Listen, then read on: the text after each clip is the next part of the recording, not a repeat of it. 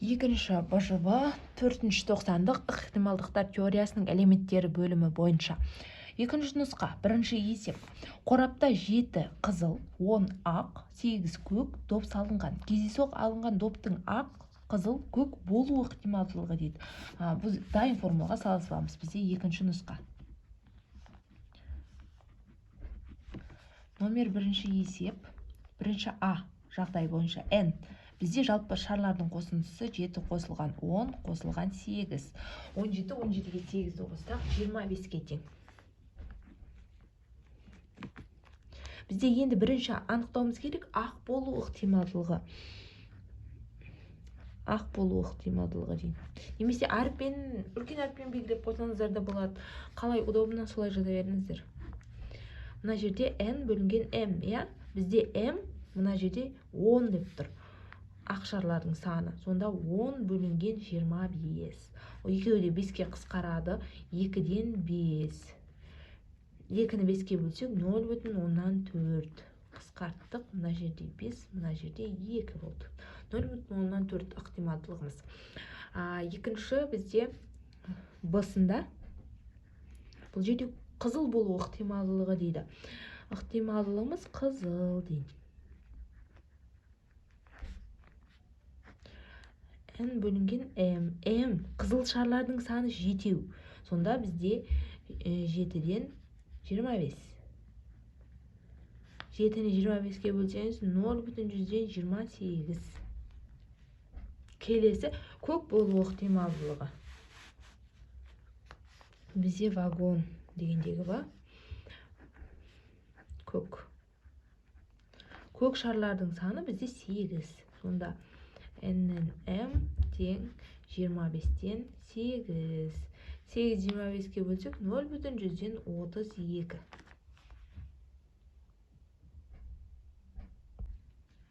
Келесі екінші есеп. 1-ден 20-ға дейінгі емтихан номерленген билеттердің ішінен біреуі алынды. Алынған билеттің номер 4-ке еселік болу ықтималдылығын табыңыз дейді. Номер екінші есеп. Бұл жерде 3 балл беріледі. Бірінші n-ді анықтайық. N бізде жалпы 20-ға дейінгі сандар берілген. Ал m бізге 4-ке еселік сандар, яғни 4, 8, 12, 16, дұрыс па? 16 бар, кейін 20 бар. 20 бар. Сонда бізде жалпы 5 сан. M-іміз бізге 5-ке тең болды. Енді формулаға қоямыз. Формула бойынша n бөлінген m. Жалпы сонда 20-дан 5. Екеуі де 5-ке қысқарады. Мына жерде 1, ал мына жерде 4 болады. Сонда 4-тен 1. Ол деген сөзіміз 0,25. Әр қашан ықтималдылық 1-ден кіші сан шығады. 1-ден үлкен ықтималдылық болмайды. Ықтималдылықтың ең үлкені 1-ге тең болады. Мына жерде де 0,25 шығып тұр. Жауабы 0,25. Үшінші есеп. 9 сынып оқушыларының бокспен 15-і сурет салумен 11-і. Бокспен сурет салумен де 3 оқушы, ал 4 оқушы қызығушылық басқада дейді. Кез келген оқушыны таңдау барысында олардың сурет салумен айналысу ықтималдылығы. Номер 3-ші тапсырма. Вен диаграммасын қолданамыз. Бізде анық көрініп тұру үшін. Бірінші бокс. Мына жағымыз бокс, мына жағымыз сурет салу. Екеуіне де қатысады. Сонда 15-і қатысса, бокске 12-сі кетеді. Екеуін қосынсы 15. Сурет салумен 11. Үшеуін аптастаймыз, сонда 8. Енді жалпы 4 оқушы ешқайсысына да бармайды. Бұл екеуінің басқасына барады. Енді n бізде 12 қосылған 3, қосылған 8, қосылған ешқайсысына қатыспайды. 4 оқушымыз бар. 4 оқушы. Сонда жалпы екеуі 20, 23, 27. Жалпы 27 сыныпта оқушы бар деген сөз.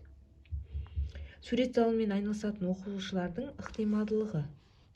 Бізде ықтималдылық n бөлінген m. M сурет салумен айналысатын оқушылар бізде 3. Я? Жоқ, 11. Сонда 11 бөлінген 27. Ықтималдылығымыз 27-тен 11 деген сөз. Жауабы Бізде ықтималдылық 27-ден 11. Төртінші есеп өлшемдері 2 дециметр, 3 дециметр және 4 дециметр тікбұрышты параллелепипедке катеттері 3 см және 4 см болатын тікбұрышты үшбұрыш орналасқан параллелепипедтің ішінде кездейсоқ қойылған нүкте тікбұрышты үшбұрышқа түсу ықтималдылығы дейді. Бұл жерде бізде параллелепипед деген сөзіміз кеңістіктегі фигура, ал үшбұрыш бізде жазықтықтағы фигура. Сонда біз аудандардың қатынасы ретінде қарастырамыз. Бірінші параллелепипедтің, параллелепипед бойынша анықтаймыз. Бірінші 2 дециметр болған кезде ол бізде 20 сантиметрге тең. 3 дециметр болғанда 30. Өйткені өлшем бірліктерімізде екі түрлі, сол үшін барлығын бірдей келтіріп алуымыз керек. 40 сантиметрге тең. Енді катеттеріміз 3 см және 4 см болып тұр. Өлшем бірліктеріміз бірдей болды. Енді бізде параллелепипедтің ауданы. Параллелепипед А көбейтілген В дейік. Бұл жерде бізде 30 көбейтілген 40 деп қарастырамын, ең үлкен жағдаймен. 1200 сантиметр квадрат. Ал S үшбұрыш, тікбұрышты үшбұрыш. Үшбұрыш ол 2-ден 1, А көбейтілген В. Ол 3 көбейтілген 4. Сонда 2-ден 1 көбейтілген 3 көбейтілген 4.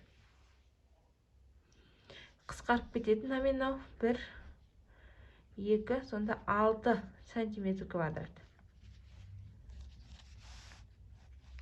Енді қатынастары. Ықтималдылығымыз S параллелепипед, S үшбұрыш.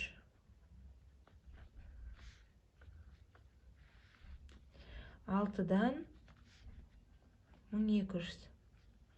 Екеуі де 6-ға қысқарады. 6-ны 6-ға бөлсек 1, 1200-ді 6-ға бөлсек 200.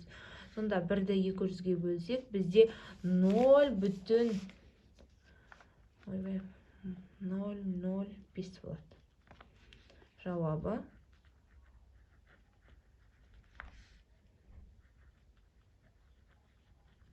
сонда ықтималдығы 0,05.